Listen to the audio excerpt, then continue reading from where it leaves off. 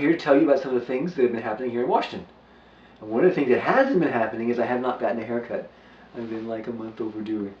I was ready to get a haircut right when I went into the hospital almost 4 weeks ago, and I still haven't gotten one, so yeah, I need a haircut. Time I want to tell you about the apple trees. Very exciting. The apples ripened, and then they all got eaten. Or maybe they got eaten and then they ripened, or probably didn't get eaten and then ripened. Maybe they weren't all ripe and they were eaten. Anyway, I figured out that it's not just the deer that's been eating the apples, because there's a big giant bear poop made out of applesauce looking stuff there by the apple tree, which explains why the apple tree was able to get bent over so far by the deer, which is that the deer didn't do it, the bear did it. And as a result, there were only 2 apples left on the tree.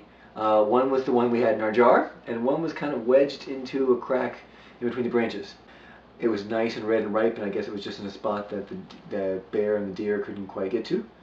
So I got 2 little apples, and I'll show them to you. Here's the little red one. It's very beautiful, and it had a really good, smells good.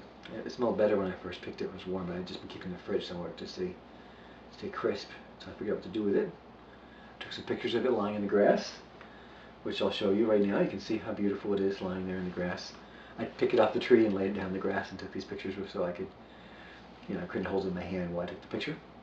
And then here's the one in the jar, and you can see here that it's about the same size as this one, which will not fit inside there. And it won't come out either. That smells like apples and pineapple. What else? I was mowing. I went and mowed the lawn today, which is kind of cool. It was a nice day for it. I mowed the part of the lawn by the deck. There's a spot in the lawn where the lawn is all sunken. And it's kind of interesting how all the different parts of the property have different memories tied up in them. That one particular spot is a spot where there used to be a whole network of rabbit burrows. When I was sick before, the year that the twins were born, I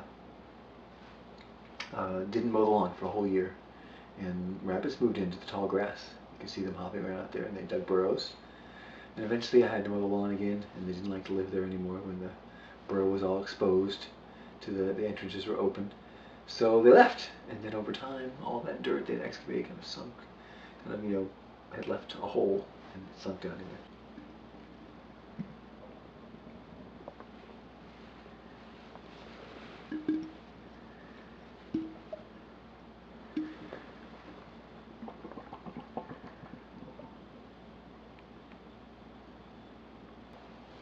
It's very red.